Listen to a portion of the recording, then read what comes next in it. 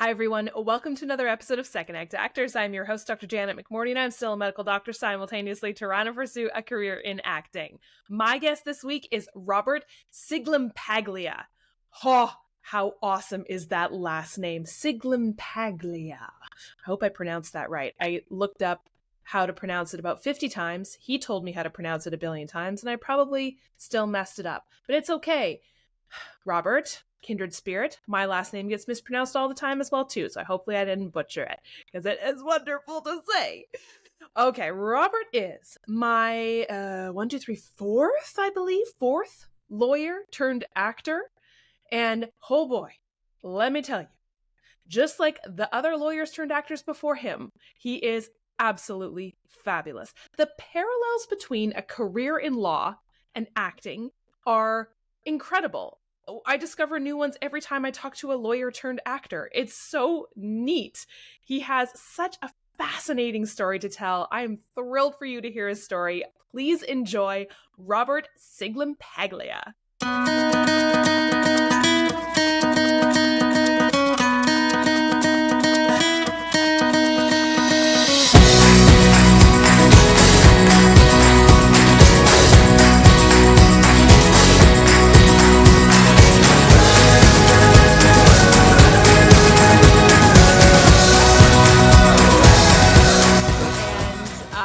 I've had, three men, one woman.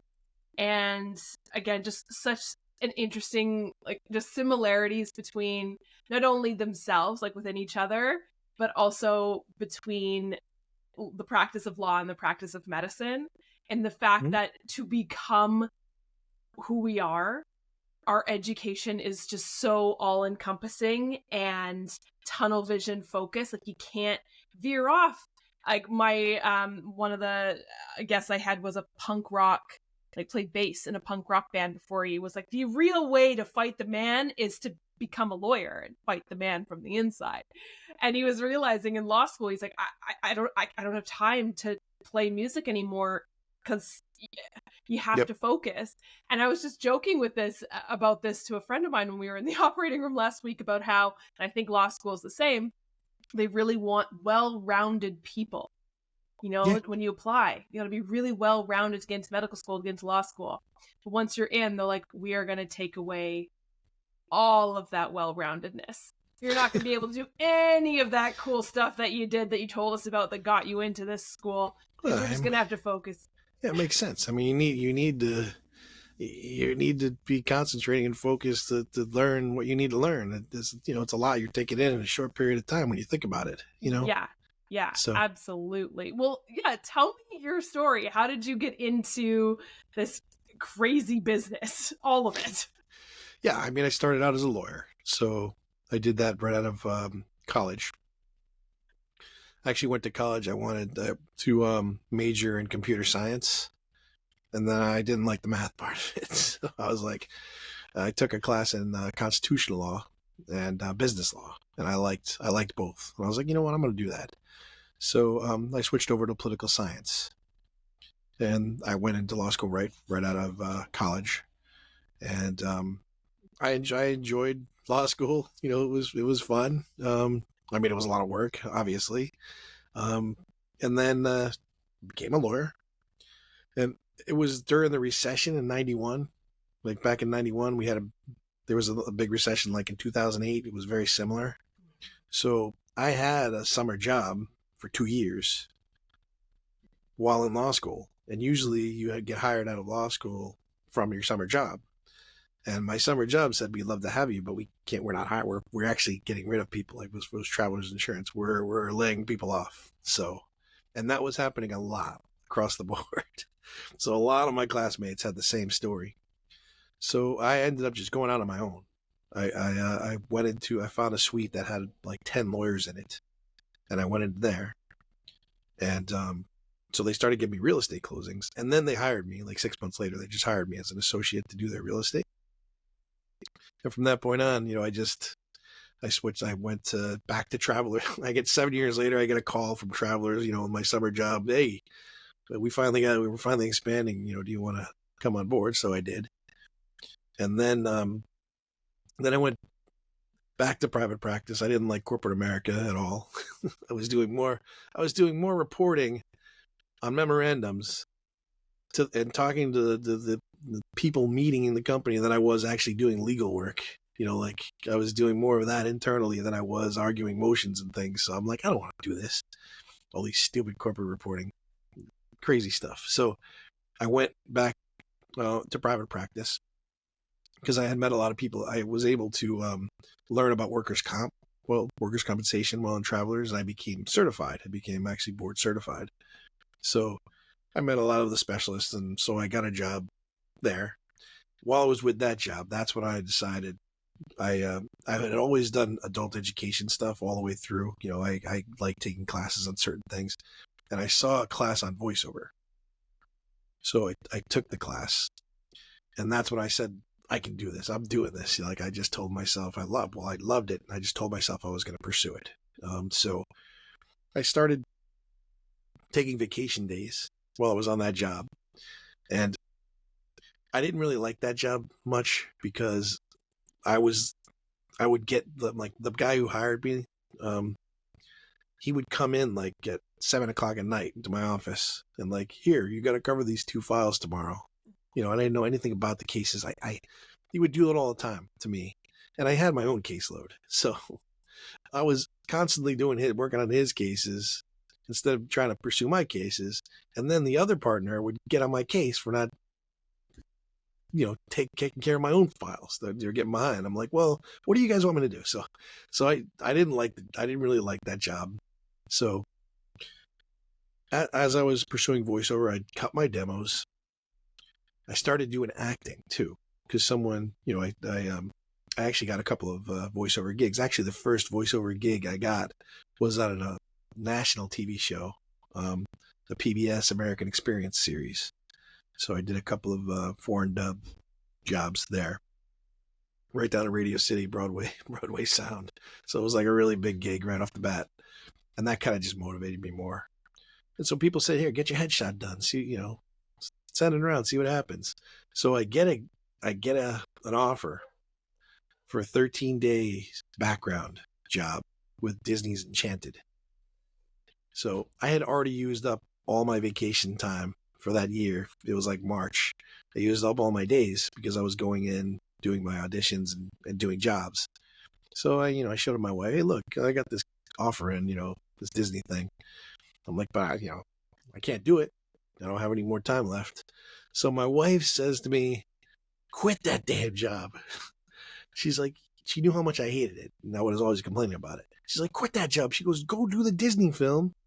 That's something we can show our grandkids one day. And she's like, just pay the mortgage. Like that was her little caveat. And she's like, you could go back on your own. She knew I could. I had a friend actually who had offered me a spot in his office to rent when I had taken the other job from, the other. So she's like, just call up Bud and tell him you want the office. And that's what I did. So I called him up. He let me rent space at his place. And I never haven't looked back from that point.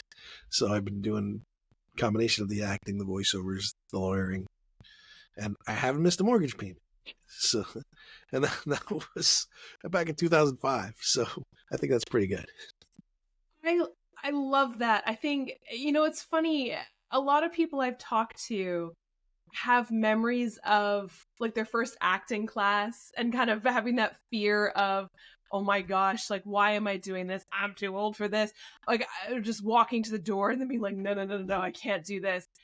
Tell me about, like, what was it about this voiceover class that drew you to it so much? So we actually performed in class. So we learned, first of all, I didn't know anything. I didn't know what voiceover was. Like, I just thought it was cartoons. I didn't know. I wanted to check it out. I didn't realize how much there was in voiceover, and I didn't realize how many opportunities that there were in voiceovers. And at that time, the home studio was just starting. So I didn't realize how easy it was to set up a studio. In fact, this is my first mic. This is the mic that I got when back in 2025. We'll be in a museum. Yeah, exactly. So that's why I said, I didn't, and I was on my own. Like was already on my own before. as a lawyer, so I knew like Mm. what you need to do to drum up business. And that appealed to me. Plus, the sole proprietorship appealed to me, being your own business. Plus, I just loved it. I loved doing the readings. We did like a commercial reading and a narration, and it was just something that I thought I could do. Number one, I thought I had the talent for it, and I saw an avenue to go into it, because I didn't, you think you need to have like all these contacts with agents and all this stuff when you're going out. You need to be in Hollywood and whatever. And that's what the class taught us, is that, you don't, for voiceover, you don't really need, of course, if it's good if you have an agent, but you can do this stuff. You can drum up the work yourself and still do your other job, whatever it is, at the same time, and use this as like a side hustle. So that's how I approached it to begin with. But then I started taking more classes. Like I took acting classes, and I know exactly what you're talking about, because I thought that was harder than law school when I took those classes. Because, law school, I don't know, I'm sure medical school too, teaches you not to, to be objective and don't make contacts. Don't get emotionally involved. And so you got that poker face, and that is absolutely the opposite of what you're learning for acting. You're learning how to be vulnerable. You're learning how to, open yourself, and, all that. That was hard. That was really hard for me. So, it took me a long time. I finally feel like now I get it. You know what I mean? So I can do those really deep emotional parts now, where they're not so superficial, where I'm just playing the lawyer, So, but that also appealed to me, because I really learned a lot about myself. Like that's, whenever I talk to people that do acting, they a lot of people say it's like their therapy, because you're really learning about things that are also things that have you suppressed for your whole life, and pulling them out and learning how to apply that to whatever character you're trying to bring to life. And to me, that's fun. I like it. I have a good time doing that. In fact, when I do a shoot now, when I'm done, I go through a little period of time, like a week or so, where I feel depressed. I call it the post-shoot blues. Yeah, I post-shoot blues. Yeah. It's like, oh man, and it's because you put so much into the character, and then it's done, and then you gotta gear up for something else. So it's all comes from the same thing. It's the emotional side of things, which is totally different from the legal side. So even though there are similarities between the two professions, there also are major differences between them. And it makes you well-rounded, like you were talking about earlier. It rounds you out, so you're not just a grumpy old lawyer or a grumpy old doctor. Well, like so much of what you're saying is resonating with me. I want to know first, I know you'd mentioned a couple things that you have found your law career was helpful bringing into now your acting and voiceover career. Is there anything else you've noticed? Oh my gosh, you again hit the nail on head, the sole proprietorship. And like, I hate the word hustle, but Yeah, it's true, right? Like you have to be a self-starter. You in law, in medicine as well too. You there's so much of that I find I've brought into my acting career. It's like, no, I know how to do this. I know how to manage my time because I've been forced to since I was 4, right? Is there anything else you've noticed from your law career you've brought into your career now? Absolutely. I mean, the acting I use every day in court. Like just getting up in front of the judge, getting up in front of a jury, you have to make that connection with them, or you're going to lose your case. Yes. Like if you're not making a connection and you're not being able to effectively communicate your client's emotions and position, you're going to lose. I'm a personal injury. I do workers' comp and personal injury. I do a lot of other things, but when I go into court, those are the things that I'm mainly arguing. So, you have a hurt client. That's the only thing you can do in law, which is what I tell my clients, is all I can do is get you money. Like I can't make you better. I can't heal you. You're going to have pain for the rest of your life. I can't do anything about that. All I can do is go in and ask somebody to give you some money for that. That's all we do. Like, you're the doctor. You're the one that heals. And that's what I tell my clients. You got to go back to your doctor. If you want to get healed and stop hurting, you got to go see your doctor. That's their job. My job, I understand you're hurting. I understand the pain, but all I can do is ask them to give you money. That's the system. So there's no magic wand that anyone's going to wave to make you feel better or stop you from having back pain every day or whatever it is. So, you know, getting clients to understand that too, you know, because the whole thing's foreign to them. It's like, and that's the way our system is. It's kind of, you know, you just go in, you're asking somebody to give you money. So you're redistributing wealth. That's how I look at it. You know, so you're giving them money to compensate them for what they've been through. And that's all you can do. There's nothing else anyone or any system anywhere can do to compensate them for pain, suffering, whatever they've injured. So the only thing you can do is have the person that caused it give them money. That's it. So you know, you have to tell the story. You have to be able to tell their story and not look at it like when you're in law school, you know, just reciting facts.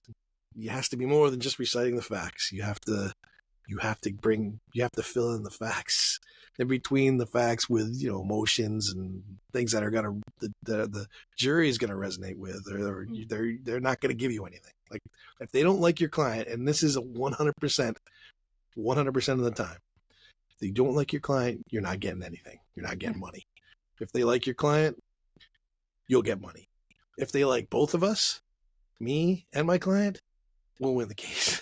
Like, it's not that complicated.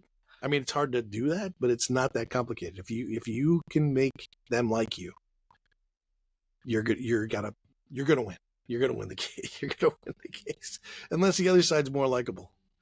Like, if they like them more, then you're gonna, you know, they'll sit and have to debate a little bit on what they're gonna do. But it's correct me if I'm wrong, but it seems like the ultimate improv show. it is.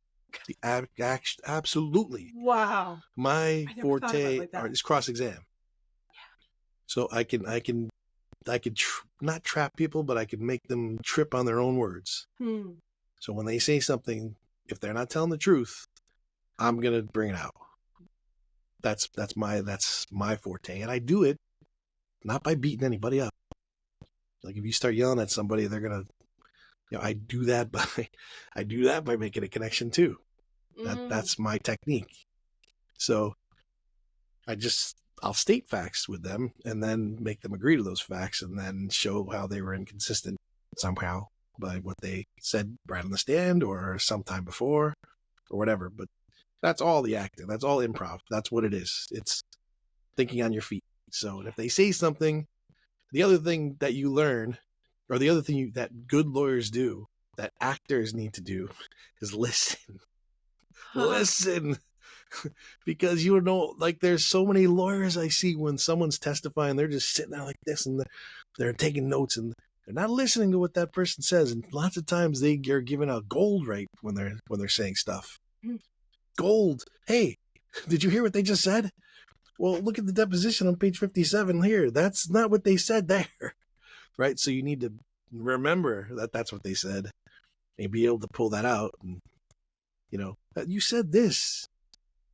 We had your deposition, so why are you saying this now? And then a lot of times, that's the end of it. Like that. That's how you get the jury not to like them, the other side, because they don't trust them. So then, trials are like, they are a test of human nature. That's what they are. Yeah. So that's what you learn as an actor, right? You learn about how to be a human being and how to portray human feelings, and that's very similar for. So I actually teach classes for acting to lawyers. I have them go up. I give them monologues. I think that would be good for them. I have them go up, memorize the monologue, perform it, and then we do critiques on it, and we apply that to how it would help them with their skills as a lawyer. So oh my gosh, I never thought about the listening piece, of course, right? I thought when I've spoken to other lawyers, they've said very similar things, right? And I never made the connection until now between listening as a doctor to my patients and the acting piece, because they say, you know, you can get 99% of the diagnosis happens in the history. But Right. I think, you know, and I'm wondering what your thoughts are, because I can also understand the reason why they teach us all that emotional restraint and why we become the grumpy lawyer and the grumpy doctor is because they think it's going to prevent us from burning out, right? Like, don't get too invested in your Yes. patients. Don't absorb so much emotion like a sponge, because you're going to take it on, and that's a heavy burden to bear Right. for a long-term career, when this is not a marathon. It's Agree. not I a sprint, agree. it's a marathon, right? Do you have any thoughts on that? Do you find you found a balance, or has your acting career made you a better lawyer because of this? Or what are your thoughts? I've definitely found a balance with that, because that is Mm-hmm. true. If you're throwing your emotions around like that, you are going to burn out. Yeah. And that was actually one of the reasons why I went to do voiceover from the beginning, because I started to feel that burnout big time when I was working for that other firm. I started to feel that burnout. So that was one of the other reasons I decided I wanted to see what else was out there. So I had more well-roundedness. I had something else that wasn't just all law, right? I needed to. I even stopped golfing at that time. Like, I had cut down my golf because I'm a golfer. That was my hobby, and I had started cutting that down because my kids were starting to get bigger. So I had much less time. So there was much less me time. So Mm. it was all law. So you have to have that balance, and I have that now. Like, the acting's what gave me the balance, Mm. right? So I don't get invested. I don't make friends with my clients. You know what I mean? Like, they may become friends, but when they're my client, I don't want to get too personal with them, and that's how I draw the line. Mm. But I need to be invested in their case. I need to be invested in in their life when I'm trying their case. I have to be. So I need to. It's a very fine line. Like, you can't get too friendly with the clients, or you're butting around with them. You still need to have that professional relationship with them, but you need to get enough knowledge about them and what they're going through, so that you can tell their stories. Yeah. So, and a lot of that's in the records. A lot of that's what I see from you. Mm. When I get your records, I go through that and I can see what's going on. And a lot of the records, the cases that I do, there's I've done some traumatic brain injury cases, and those are difficult. Mm-hmm. A lot of spinal cases, like the records are very similar when you get the stories are very similar. Mm-hmm. So you just need to figure out what's unique about that client. Mm. Because your rear enders, those are dime a dozen, right? People get rear ended all the time. So what makes that whiplash case different from another whiplash case? So that's the personal part, Right. right? But I still need to stay professional about it. I can't, you can't get too friendly. After the case, maybe, if I like the person, then we'll become friendly. Mm-hmm. But while the case is going on, I need to keep that distance, Mm. so that it doesn't, because then you're in trouble. Like, if it's your, I wouldn't be able to defend my wife or my kids. Like, I'd have to refer those out because it's too close. I wouldn't, I'd miss stuff. Yeah. You know what I mean? Mm. Because that affects your listening, Yeah. right? Because you're filtering what you're hearing because of what the closeness of the relationship, Yes. right?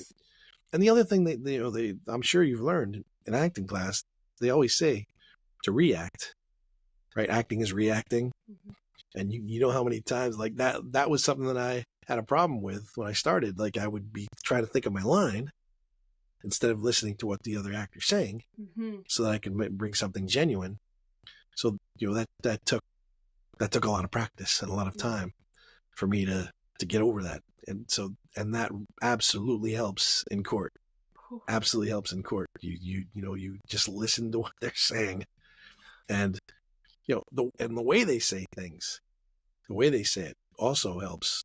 So, but you have to be receptive. You have to be ready, because if you're not paying attention, you can miss that stuff. And, and sometimes that can be the difference in the case. So there was here's an example of what I'm talking about. So there was this witness on the other side. It was a land case. And I asked her a question, something like, did you enter this land? And her answer was, I want to say no. That was her answer. So that doesn't mean no to me. Like the way I want to say no. So I had to pursue that line of questioning. So I ended up where she got her to admit that she really didn't remember. So no was a big difference that I don't remember in that particular context, because that was like the heart of the case. So then that opens the door, because then I can put my own evidence on that. Yes, you entered the land, and you don't remember, which is really a lie, right? The person did enter the land. She did enter the land. We know she entered the land. I didn't have camera proof, but my client said she did. So that kind of answer just is a clue to me that I want to say no. Why don't you just say no? No, I didn't enter the land. Why do you put it that way? So you have to listen to that stuff. Like, that's the kind of stuff that, you pick on as a good trial attorney will pick up on that. Do you find something that just struck me when you were saying that was about not just the words, but how they say it? Yep. Because that to me immediately makes me think voiceover. Yes. Immediately, right? Like, it's not just the words, it's how you're saying it, because you're having to build a world without the use of your eyes, right? It's correct. Just pure imagination. Do you find some parallels with that? I'm trying to think of a good question, but I was like, oh, this makes me think of your voiceover career. Well, also acting, because they say that the best actors are the ones that are still acting or are doing something while they're not saying their line. Yeah. They're still acting while they're not saying their line. So if you want to see a good actor, watch the ones that aren't speaking and see what they're doing. So they're reacting somehow. Body language, facial expressions, like all those things are important, right? So that's the same thing with somebody on the stand. They only take down the words, the court reporter, but we could see, we could watch, we should be watching to watch their body language and watch their facial expressions, and that says a lot too. So it's just like the only difference is in acting you have a script, right? But the script are just words. In fact, there you go. The transcript is just a bunch of words.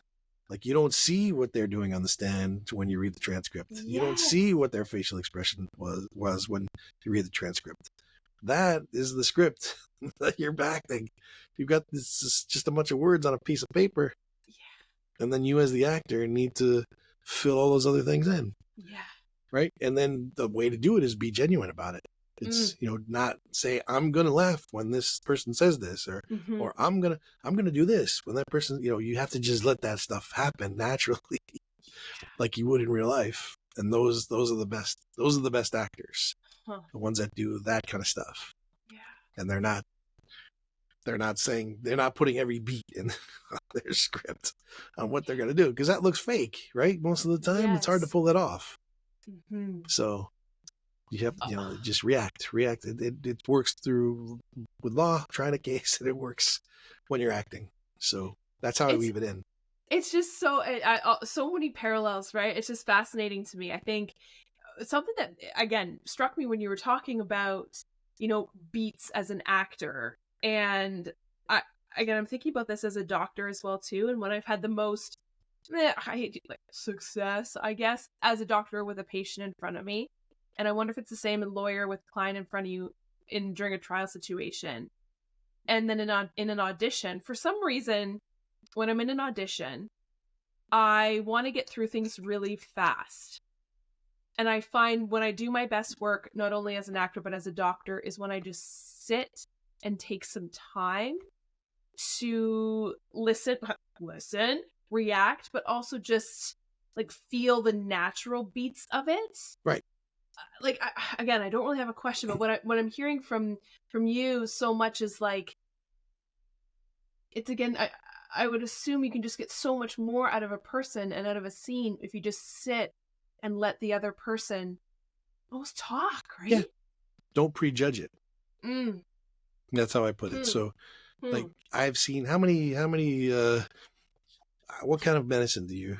Orthopedics. Oh, orthopedics. Great. So how many spinal injuries do you see?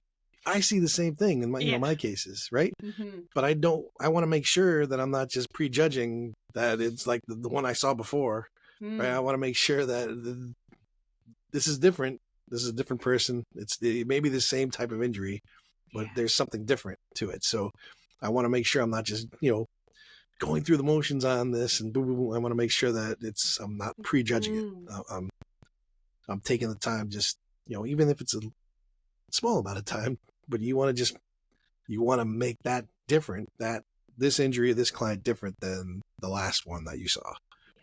So, or the last case that you had, you want to, even though there's very similar injuries, it's still a very different scenario. Yeah. So, do you find there's been anything surprising in this entertainment industry since you've entered into it? Has anything surprised you?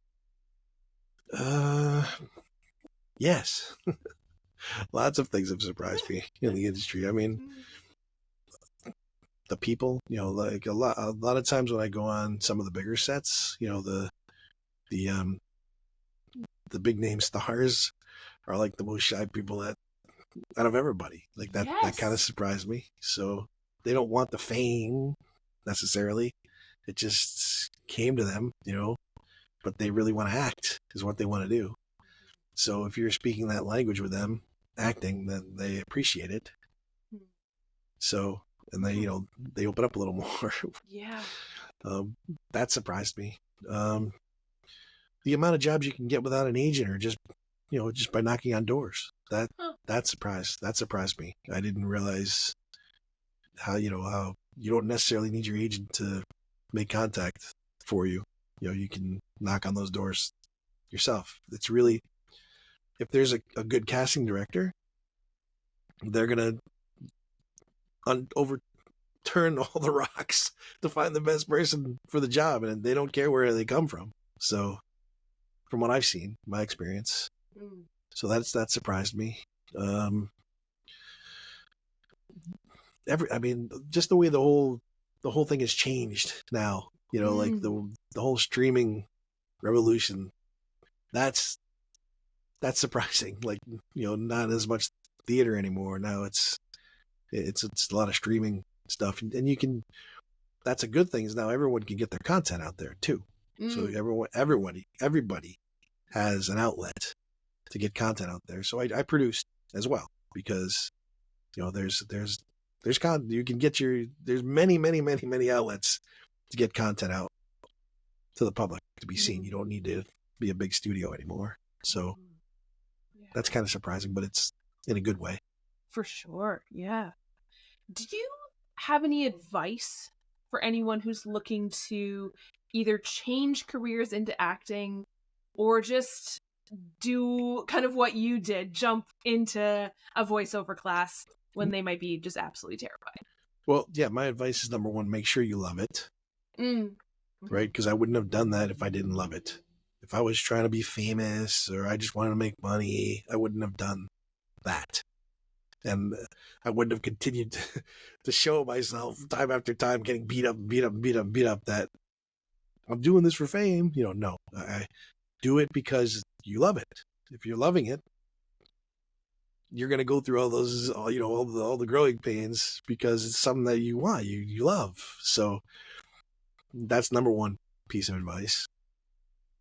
And number two is just pursue it. And no matter what, even if it's 5 seconds a day, you know what I mean? Don't say that, oh, I don't have time to do this.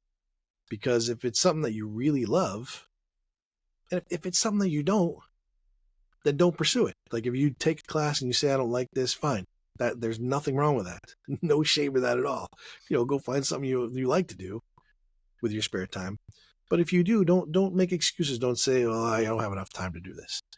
Take 5 seconds a day or a minute a day or 10 minutes, whatever you can spare, and learn it.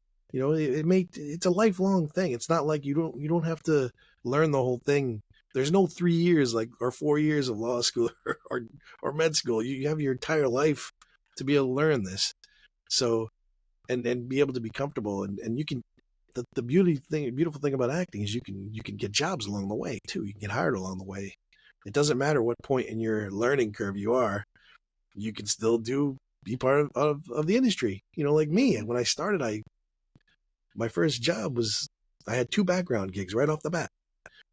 You can be a background actor. I was with Hugh Grant and Drew Barrymore in my first gig, right there in the scene, right in the room.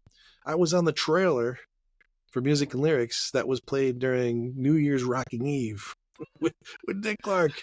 My family saw it and they screamed. Oh. So, and then the second one was Enchanted.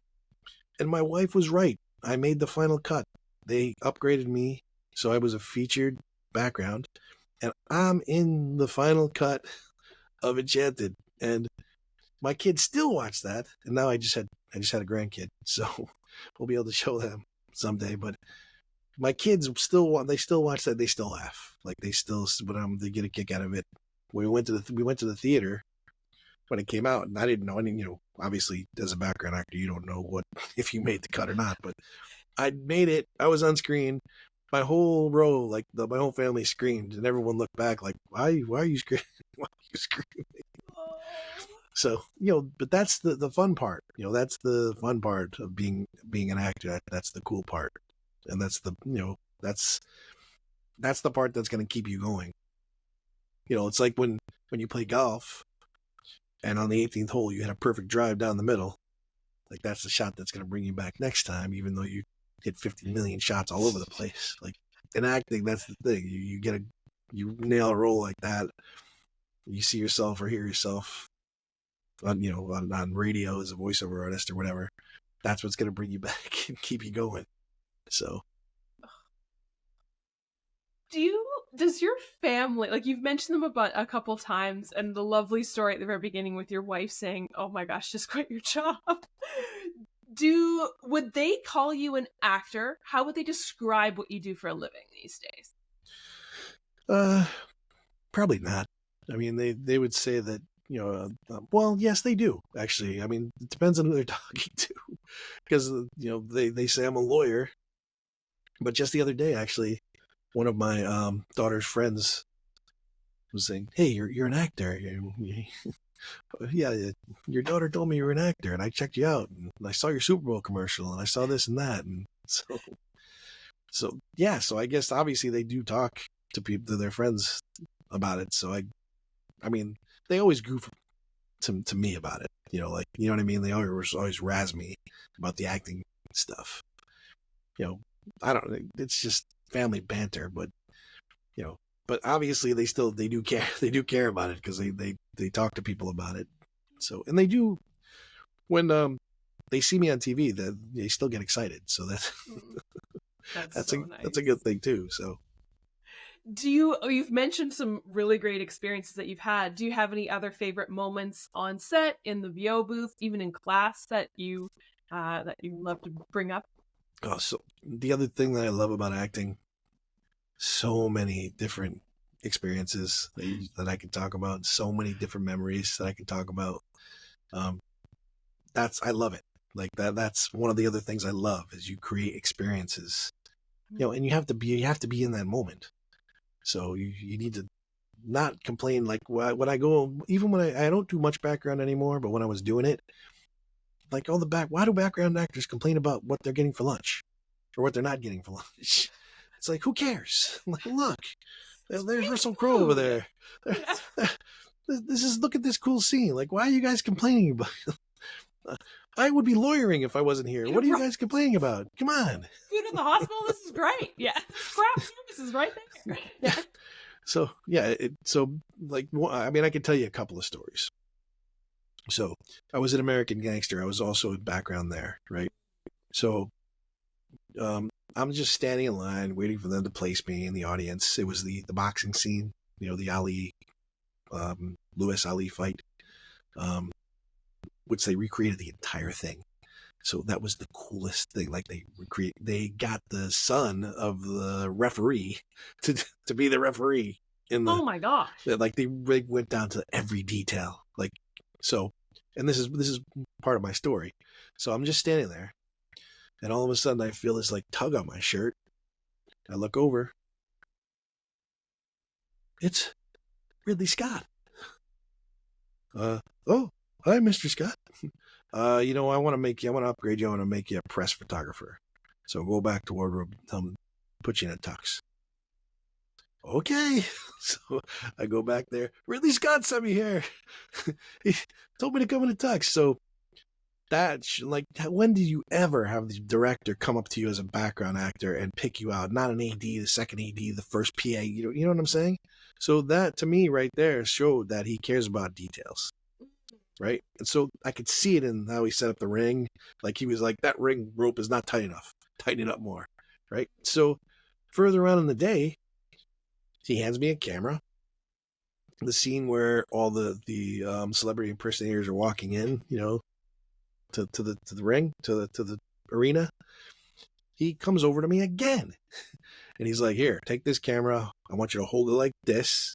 And I want you to take Russell's picture. Right over there. He's talking about Russell Crowe. Right over there. He's right there. So Russell Crowe is standing about 5 feet away.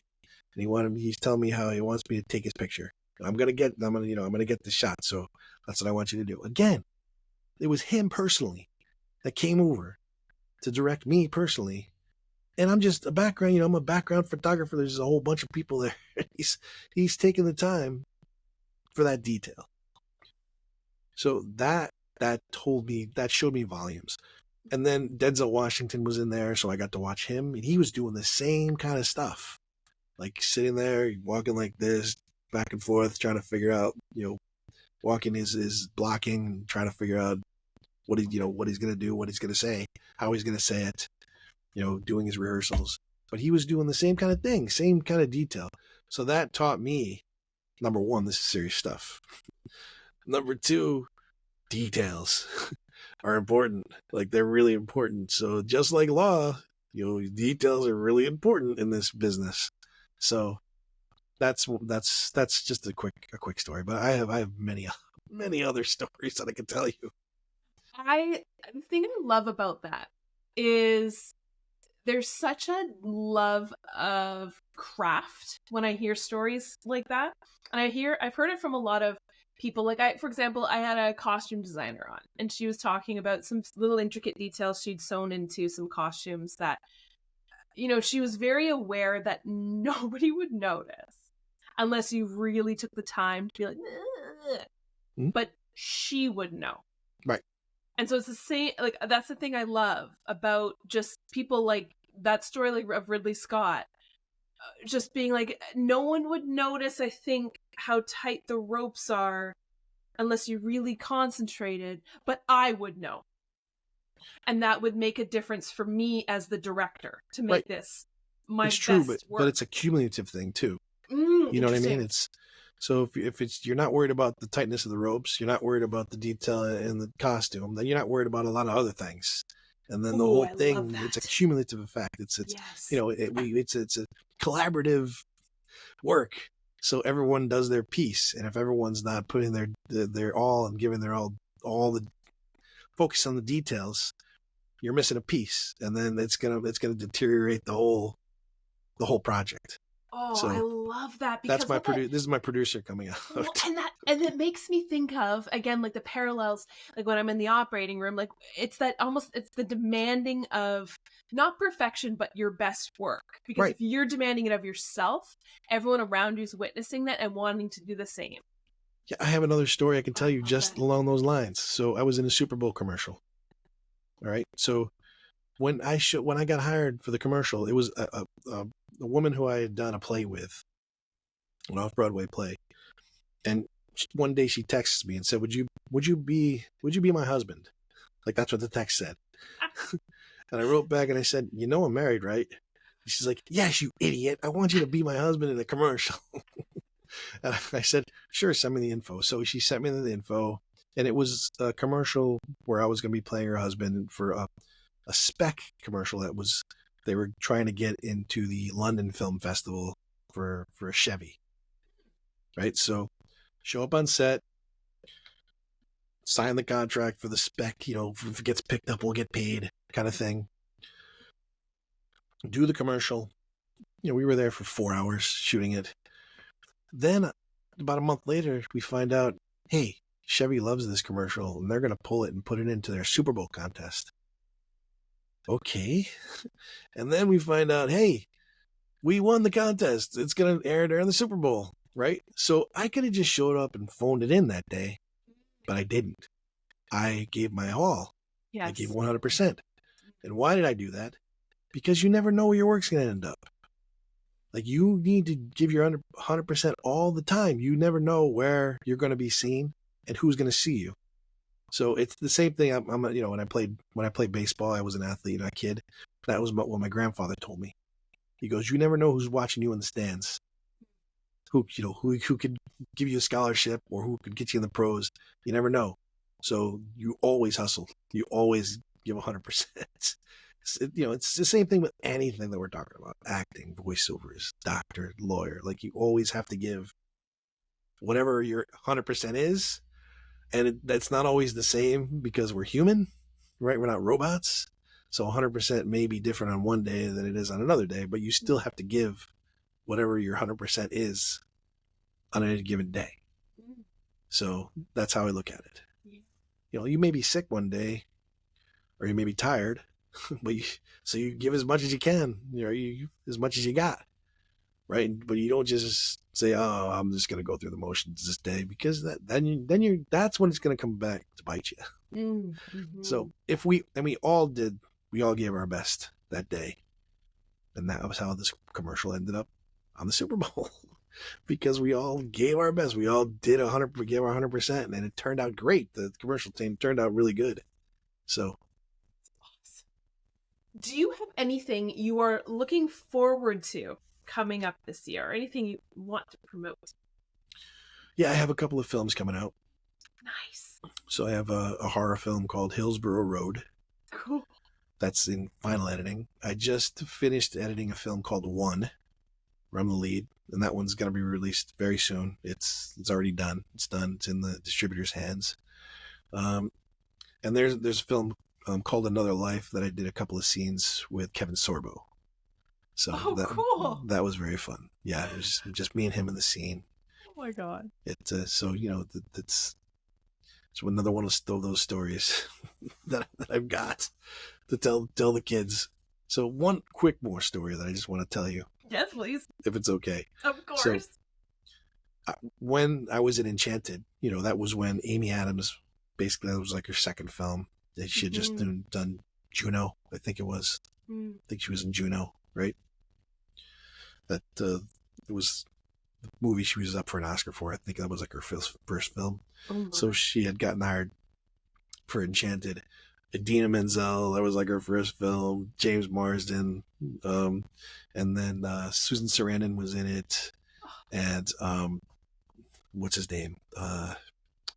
McDreamy. What's his name? Oh. McDreamy. He was in too. Dr. McDreamy. Yes. Dr. McDreamy. Yes. Yeah. What's his name? Why can't I think of his name? Patrick. Patrick Dempsey. Yes. There we go. So I was in the ballroom scene with all the dancers. So that's why I was there for all those days, and I worked with all those people were in the scene. So, the last night, I don't know if you saw Enchanted. I'm going to watch it. I did a long time ago. I'm watching it tonight because I'm going to pause and try and find you. So the scene where Susan Sarandon turns into the dragon and she picks up Patrick Dempsey and going like this, and then she takes him, jumps out the window. Right? I do remember that, yes. In the ballroom scene. So we shot that like the last night. It was about 2 a.m. We were there for a long 14 hours, whatever. We were trying to get it. He was trying to get it finished because that was the last day with us extras. So Amy, if you remember, Amy Adams was running down the stairs and all the extras are running out because the dragon's coming through. So we shot that probably 20 times, to get it with the right timing and everything. One of the takes, Amy Adams was coming down the stairs, and one of the extras lost their shoe. So their shoe was sitting on the stairs, and Amy Adams tripped on the shoe. Oh no! And I would just happen to be right there, and I caught her. Like, she hit my arm and got me before she went down the stairs. Oh my gosh! So I saved her. I saved Amy Adams. You saved the princess. I saved the princess. So, and she was like so mad because it was so late. Oh, it was hot in that place. We had done it so many times. She went to the direction. Can we just get this done before I die? Like, she was so mad. Oh my god. So, but that's another story Love it. that I can tell that, it was. So, and I got to see Susan Sarandon too. She was amazing. Like, Susan Sarandon, all those makeup changes for hours and hours and hours, and she would just come in, do her job, one take, see you later. It was beautiful. Masterclass. Exactly. Yeah. Yeah, I was lucky that I was able to observe actors of that caliber when I started. Yeah. Because I learned a lot. Again, just watching and listening, learned a lot about the way that they do their craft, the way they take things seriously. The stakes that are involved. That's the other thing that's surprising, is the stakes that are involved. Oh yeah. Like, you think, oh, I'm going to go do a movie. This is cool. This is fun. This is, a lot of people don't take it seriously, but there's a lot of money and a lot of stakes involved. Like, lots, millions and millions of dollars. And a lot of people's jobs, right? Like, yeah, a lot of jobs, exactly. So if you're going there and screwing around, they're going to kick you off. They're going to kick you off the set because it's just too much to risk, too many stakes. So I had to get used to that too. Do you have any final words of wisdom or advice? I'm just find what you love to do. That's my final advice. It doesn't have to be acting. It doesn't have to be voiceovers. You don't have to be a lawyer or a doctor. Do what you love. And that's what I've done my entire life. Remember, I told you I started out as computer science, and I switched to being law because I liked it. I liked it better. I didn't like computer science. I learned that. So, and don't be afraid to switch, to change. If you're doing something that you don't love, you're not happy, don't be afraid to change. Just pursue your happiness. Do it. Don't be afraid. Don't worry about missing a mortgage payment. You know what I mean? Like, that was a huge risk I took at the time. And if I didn't have my wife's backing, I wouldn't have done that. Like, if I didn't have family backing on that, I never would have done that. I just would have stayed at my job, just kept doing little side voiceover gigs, whatever. I never would have made that kind of leap. So just have faith, make a plan and have faith, and just follow your plan, follow your heart.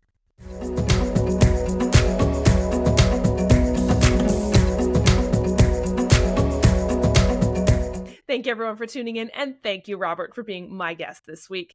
Just to let y'all know, lawyers turned actors, that's my number one career path turned actor. The one that I've had the most of on this show, and that's pretty cool.